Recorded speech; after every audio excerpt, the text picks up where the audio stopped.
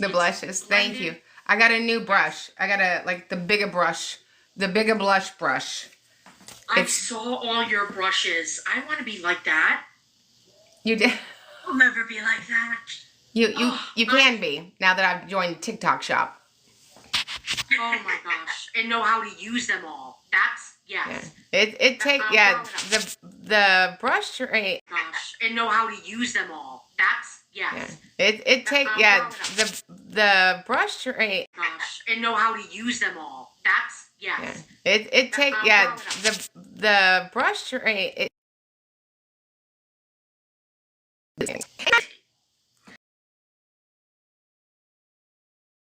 Okay, we're going to have a fast and furious, fun 30 minutes. Ladies and gentlemen and ladies, begin your beginning.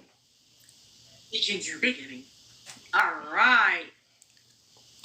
So, I have a... We are going to be live for 30 minutes, Allison, just to the top of the hour. Let me get on the chat right here. Okay, the first one out of the gate, how do I request testing for my child? Yeah, so we have a really good video about that on Special Education Academy. It's also YouTube, Special Education Academy YouTube, and it's also free when you join specialeducationacademy.com, our weekly training. But it's very simple. You send an email. Remember, we are charged with identifying, locating, and evaluating children with suspected disabilities. So it's a very simple email to start the process. This is my formal request for my child, Sally Smith, to have special education testing. Areas of suspected disability are learning, attention, cognition. We look forward to coming in and signing notice and consent. Awesome. Special education boss, is it allowed for the school to pull my son for math intervention during science and social studies time? I'm concerned. No, science and social studies are state standards in every state starting in kindergarten. So we shan't be doing that. No. How and what assessment should a parent request to evaluate social skills?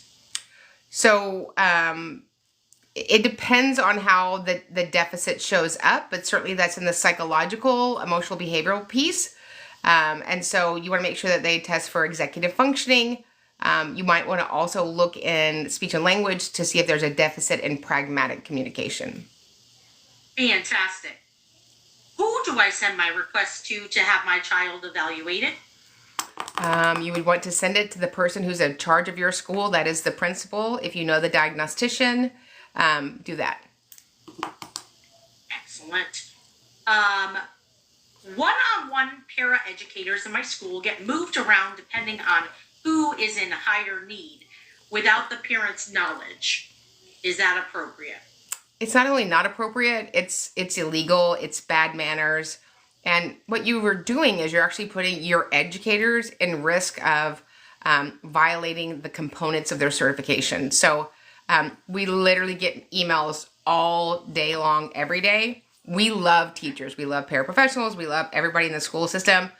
It is amazing how comfortable some schools are with putting their teachers at risk.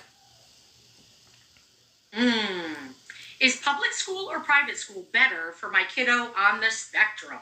So that's a personal decision. In my opinion, there's not a better setting for children with disabilities than public school when we get it right. And we get it right a lot, but there are times that we don't. And so certainly if you can get support, whether it's a family member, maybe a retired educator, or reach out to us, and we have a team of advocates that successfully support parents and families from coast to coast. But public school has the most array of services. There are going to be some private schools that will be beneficiary to you and your student. Obviously, that's a very large investment of your time and finances, but ultimately it's a family's decision. My question for you is, for speech, we were given Pushin for one session and pull out for another. Should we keep it that way? So speech it can be delivered in a myriad of modalities. And so sometimes I'm going to, if Rachel is a speech pathologist, she's going to pull out to work on specifics, maybe articulation wouldn't be appropriate to be pushed in a class. But then she might push in for that pragmatic piece that we're talking about, really driving on more expressive in a social situation. So it depends on the type of goal that evaluator or therapist is tracking, and then where's the best modality to get the most gains. Okay. Would you please confirm that a student may not be left with a staff that does not have credentials? So left with staff that doesn't have credentials. So I'm allowed to leave a student with an adult that is an employee of the school district. Now, when you're talking about delivering education, delivering special education, delivering related service, instructional services, that's something very different. They would have to be credentialed in that state based upon the posting of the job. Give me 2 seconds. My loam cube deloomed. Hold on. Oh, no, we can't have a goodness. delooming loom. I'm not in the mood for any delooming. No. And you are very luminous and light up the room. But And let that, still, There we go. and let that purple sweater deluminate. I know. The purple is for Rachel. I'm repping Rachel. Okay. I am a first-year SPED teacher. What do I do if one of my students has already achieved their math goal this school year? Yeah, so then we're charged with going back to the table to write a more ambitiously appropriate IEP goal. Okay. My gen ed son has one-to-one pullout, but is still having behaviors. He has 13 accommodations that are not working. So we got to go back to the table. So, you know, an IEP or a 504 is our best informed guess, right? So, and we deliver that, but we're working on a human, and humans are amazing and unique, and they progress and or regress at different levels. And so if what we propose is not working, then we go back to the table and make adjustments. And thank you. I just want to say thank you for everybody that came out and supported the families in Denton Independent School District. You guys are amazing. We love you. I was not arrested, although I love to be roughed up on a Thursday night, but it didn't happen. We have already filed 2 more federal complaints against them, and we're going to keep fighting. And we do come to your location, so if you are interested in myself coming out and doing a press conference in your area, then just reach out to us at advocate@specialeducationacademy.com, and we'll tell you the requirements. Because these kids, these children, these teachers need a voice. When we were there were probably 20 people that came that stayed in their cars because they're employees and they didn't want to lose their jobs. So I got a big mouth and I'm going to run it till we get these kids what they need and get the teachers the support they deserve. No, thank you, because they need that. Yeah. Okay. And somebody has asked, how do I get in touch with your team? Yeah, so it's advocate@specialeducationacademy.com, advocate@specialeducationacademy.com. And on November 2nd and 3rd, we are having a 2-day live virtual. It's the second one I think we've had this year. We've just been so busy, and it will be the last one of the year. So if you want, please sign up for that. We also have financing and funding options, so don't let that be a hindrance. We want to see you. We want to train you so you guys can go out there and be the best advocate however you sit at the IEP table. Absolutely. Okay, do you know of any special educational schools in the DC area that can help a child from out of the country with ADHD? That was wow. I don't. DC has really good special education schools. I have a client there. Here's what you're looking for. So it's not about the eligibility. It's not about the location. It's about the combination, right? So we need to know the student's unique circumstances. And our job in special ed is to teach them strategies to self-manage their disability.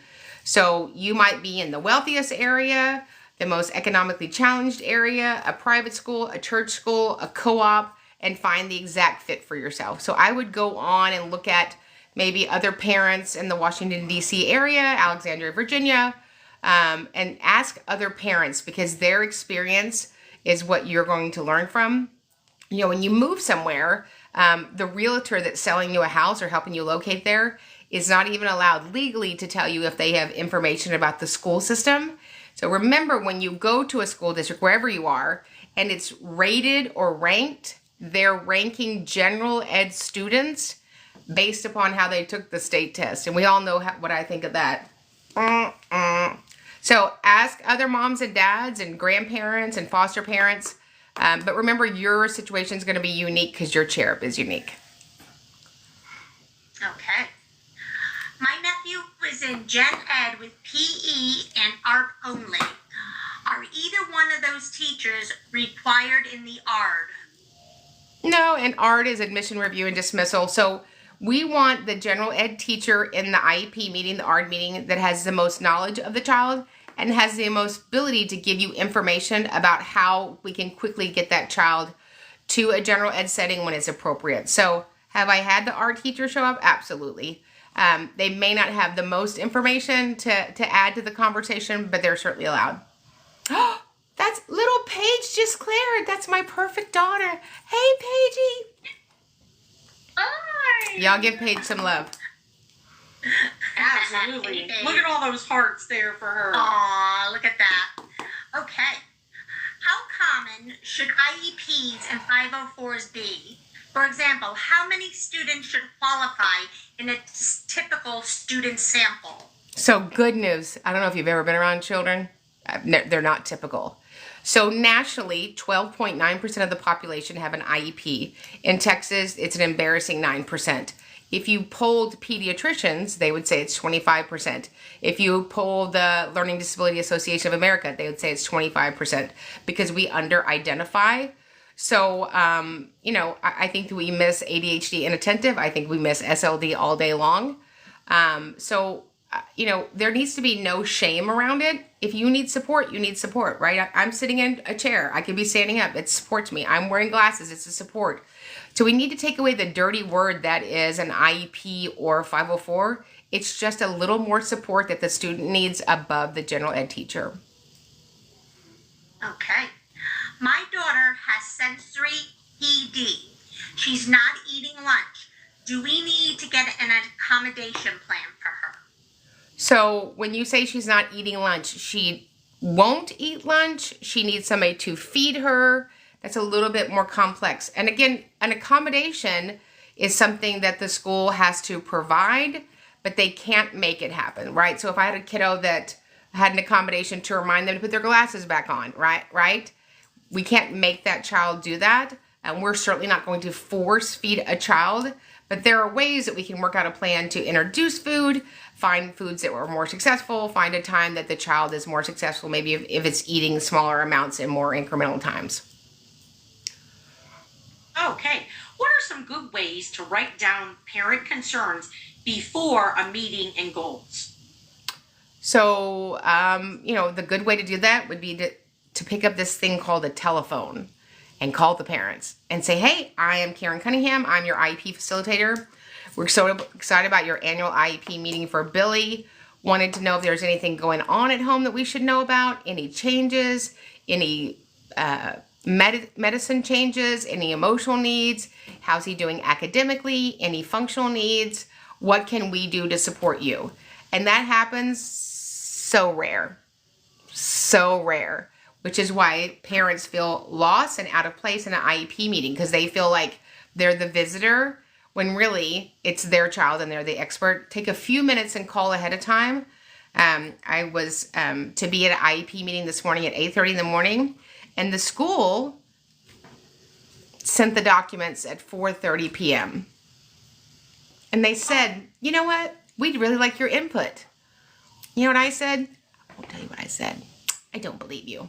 I said it was appalling and unacceptable. If you really wanted my input, you would reach out and get it. We can do that by email. We can do that by smoke signal. Get a little pigeon with a note. Whatever you do where you live, okay? But get the information ahead of time. Act like we care about the parents.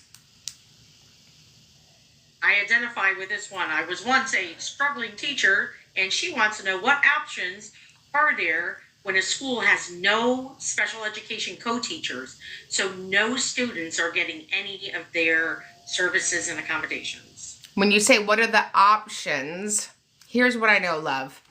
When I file and we have successfully opened state complaints and federal complaints, and the state investigates them and the federal government investigates them and says they're out of compliance, you know what happens? in a moment, in a day, those rooms are staffed. Those rooms are staffed. And we have to get rid of the disparaging gap that is the inequity in special education. There has been a shortage in special education since December 2nd, 1975. And we are the children that are left behind. We're the children that can't go home and tell their parents what happened. And it's got to stop. So we have the ability to make school settings an enjoyable place to work. Admin has the ability to support their staff. I know amazing school districts and amazing campuses that do that, and they celebrate their team members, and they're honest and they're transparent. I think the biggest, egregious happening from schools to parents is that we just lie to them. And we lie in two ways. We lie by permission. That's when I say a lie, and omission. And so it's got to stop. So we're going to give a voice to these families because we believe these children are ridiculously amazing and the teachers are as well, till we get it completely right. Great answer. How can I go about OT direct services for a 504 for ADHD? Can I use special accommodations? So OT is a service, an accommodation is accommodation. I would be hard pressed to find a student that I wouldn't find eligible for special education and related services. While related services are allowed under a 504, it's rare that you're going to see them. Additionally, if I'm going to have a related service under a 504, there's no onus for tracking it. So I would really try to move towards an IEP so that we are addressing the characteristics of their ADHD and their OT, whether it's sensory or written expression. Excellent. I watched the press conference. What happens next? Is there any outcome in the Denton ISD? Oh, honey, there's some outcome, outgo, overflow, all the things. So the next day, I filed 2 more retaliation complaints because you're liars in Denton ISD. Mary Martin, the head of security and safety for the district, you didn't see all this, came out and told me that I had to leave. And you know what I said? I'm not.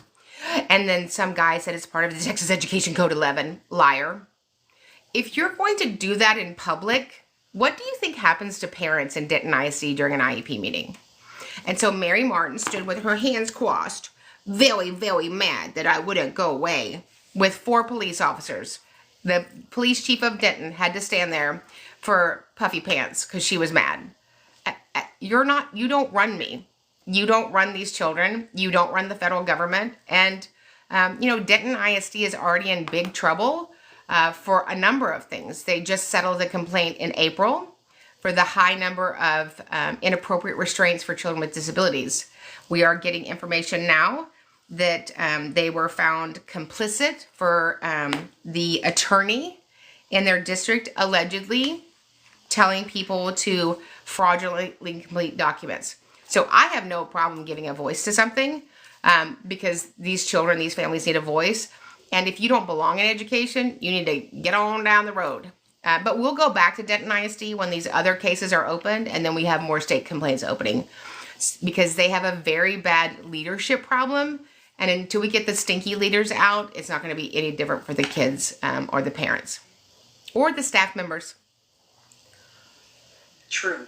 I was told that RTI couldn't stop my son's testing, but since it was not collected, he is now not eligible for special education services. RTI has nothing to do with special education testing or services. So you've been told a lie. So January 2011, if you go to OSEP, Office of Special Education Programs, just go to Google and type in January 2011, Office of Special Education Programs. There is a letter from OSEP saying, listen, remind you school districts, you cannot use RTI, SST, MTSS, UPS, FedEx, OPI, any of that stuff to stop special ed testing or delivering special education and related services. Will you please confirm that students may not be left with a staff that is not credentialed? So when you say left, so if I am a staff member at Elm Elementary School, and for some reason, let's say I'm the registrar, let's say I'm the lunch lady, and somebody has to bring me that child for a moment, that's fine. if they are to receive special education and related services, those persons have specific credentialing. And when they are with those persons, they have to be credentialed. I think that's answering your question. Do you have any rights for preschool with school of choice? School of choice. So I don't really know what you mean by school of choice. If you're wanting a transfer that goes through districts, I'm never a fan of that because then you got to transfer every year. If your district has charter schools, you could choose to enroll that child in a charter school. Charter schools do not have ECSE, Early Childhood Special Education. Those are solely housed currently in public schools. So, my school of choice is going to be the school that I believe can provide the student the best 504 or special education and related services. Okay. What would you do if a teacher knowingly sent home a SPED student in soiled pull-ups? So, what I would do is I would communicate immediately and swiftly about this is fraudulent care, inappropriate care of my child that's been in your setting. And please make sure that that is resolved starting tomorrow. And then I would track the continuing of that to make sure that it's stopped. Great. If a student tested high cognition but low social skills, is it legal for the school to end the IEP?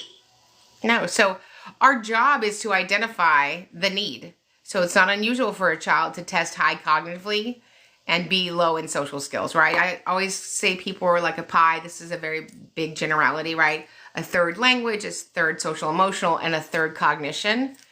It's very usual that if anybody is high in cognition, they're usually not also high in social skills and emotional intelligence. So that's not unusual. Our job is to write an IEP to enable the child to make progress in light of their circumstances. And if your circumstances are that you need support in social skills, we provide that. Absolutely. The school will only give speech twice a month, even though my child is severely delayed. I've requested more and they've denied me help. Yeah, so I would say your model is not only inappropriate and illegal, it's not individualized. You just said this is what we delivered. This is not Burger King. This is not a drive-through. So we're going to get it our way, not your way. So we deliver the speech based upon what they need. There might be students that need 1 time a month. There might be students that need 3 times a week in 5-minute spurts if you're working on articulation. So when a school says this is what we do, that's illegal. That's not individualized, and that's discriminatory. Next one is, hello. I have an open complaint with CDE. What can I expect? I'm in California. I'm assuming CDE is their district? California Department of Education. So I don't know what you would expect because I don't know what the complaint is. I do know that when you file the state complaint, there's a 60-day turnaround. So from the time that they receive it till they start their investigation, till they reach out and request records and documentation from the state. So I just opened 2 state complaints today. And on the page that asked for documents, it was a lot. So there were like 14 things that the school was going to have to produce. Like the letter from the state education agency that says this school district doesn't have to hire certified teachers. Yeah, that's what the school told us. So, I'm very thankful for state education agencies. You want to make sure that you've filed it as legally as possible and that you make sure that they know. Anytime that you're asking for information from me or anything that I can add, please reach out and I will add to the investigation. Okay. Do you advise on Canadian schools as well? We have clients all over the globe because we live in a very mobile, nomadic world, and we have lots of clients that we have then move to other countries, and so we help people all over the globe. Are private and parochial schools required to provide special education services? If you are a public school or a charter school or a state college, not a state college, a private school, or I'm sorry, can we just start over? Let's start over. I need one of those things. Cut. Okay. Two. Next question. Elena, do you have another question? I do. Are private and parochial schools required to provide special education services? No. Nope. Just public schools. Public schools. Okay. I requested an AAC device eval during an IEP, and they emailed me and say they're unable to conduct one. Is this okay? Yeah, it's okay. Just let me know of the private person that's going to come in and conduct it, Buttercup. I think that's what you would call them, Buttercup. This is serious, Elena. Don't laugh. I know, it's Cindy. She's making me laugh. I knew it. I knew it. Okay. Is there anything I can do if my child on an IEP is getting bullied and the principal does nothing? So if your child's being bullied, period, that's the job of the school district to take that matter very seriously. And so I would give them 1 moment to handle it, and then I would go up to the director of education in your district. How can we get a one-to-one with you to discuss our situation?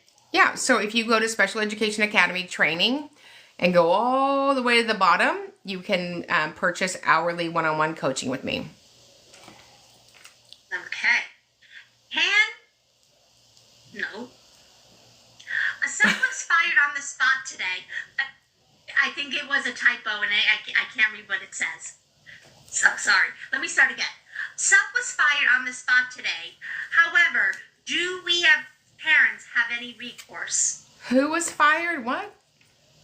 Sub was fired A on the sub. spot. I thought you said my son was fired. I was like, these schools are getting tough. A sub was fired on the spot today. Do parents have any recourse? No, you're not in charge of hiring and firing for another business called the public school.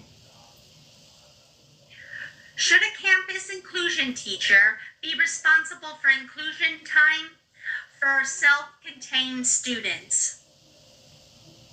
Well, if they have time in general ed, but if they're fully self-contained, your programming can be called self-contained, but you do have some classes where you are included and you need inclusion support. So yes, she could provide that. Okay. My son is on an IEP for dyslexia, but not making much progress. What else can I do? Pivot. You could pivot. So if that's not working, then we do something more robust like resource for reading, ELA. Dyslexia is solely addressing phonemic awareness and decoding. And that's one of the 4 areas for reading disability, but there's also basic reading, reading fluency, and reading comprehension. There are kids that have 3 reading eligibilities and actually aren't dyslexic, so that might be an indicator that maybe that's not the real root of their need. Okay. Tell me what I can do about a student who has an altered school day due to the lack of para support available. Well, I wouldn't agree to that. So I wouldn't agree to an altered school day. If you can't educate my student, then we need to have a meeting and look at out-of-district placement at the expense of the district. So we're not altering the school day and recusing you from providing him a free, appropriate public education. And somebody asked if they could hire me virtually. Yeah, you just reach out to advocate@specialeducationacademy.com. One of the best decisions they'll make. Can a school refuse to use a child's AAC device provided by insurance? Well, that would be a poor decision. That's like saying, if I'm going to fail to use your hearing aids provided by insurance, I'm going to fail to use your wheelchair provided by insurance, I'm going to fail to use your glasses provided by insurance, I'm going to fail to use your white cane provided by insurance. So that is discrimination on steroids, and I would immediately file with the U.S. Department of Education Office of Civil Rights. Bam. Thoughts on ABA technology thoughts on an ABA tech in the general education classroom? So there's no requirement in America for ABA to be delivered in public schools. I think ABA is phenomenal. I think public schools are phenomenal. 2, very different applications headed towards the same goal. And so the ABA people don't need to type and tell me that I'm wrong. It's two totally different modalities. And I think when you try to mix ABA into a public school setting, you often frustrate the student and the staff. Okay, and here's our final question. After the IEP meeting, how long do I have to wait until the final copy is given to me? The IEP that I had was completed on 10/17. Yeah, so I mean, we always talk in the law about a reasonable time. We assumed that we knew that what people would know what that was because we assumed that people were reasonable. So I would always say 5 business days if the parent waives their 5 days. So within 5 days, you should have it completed, all the supplements attached and everything dropped and locked and captured. Fantastic. Oh, Barbara Boxlesaw said good night. Barbara, how are you? I know you were stuck in the car. She was stuck in the van listening to me from Apopka, Florida to, where did y'all go? Connecticut? Bumpus, Virginia. Bumpus, Virginia. Sorry, that was a lot of Karen in the car. I apologize. And remember, you guys, we have a training coming up November 2nd and 3rd. It'll be the last live virtual. We have funding. We have, what is another word for funding? Financing. So please attend. You guys need the training. It's going to change your life. And then we will have a 2-day live Inhuman training in Florida, in Orlando, Florida, February 15th and 16th. And so we'll get information out about that. So we love you.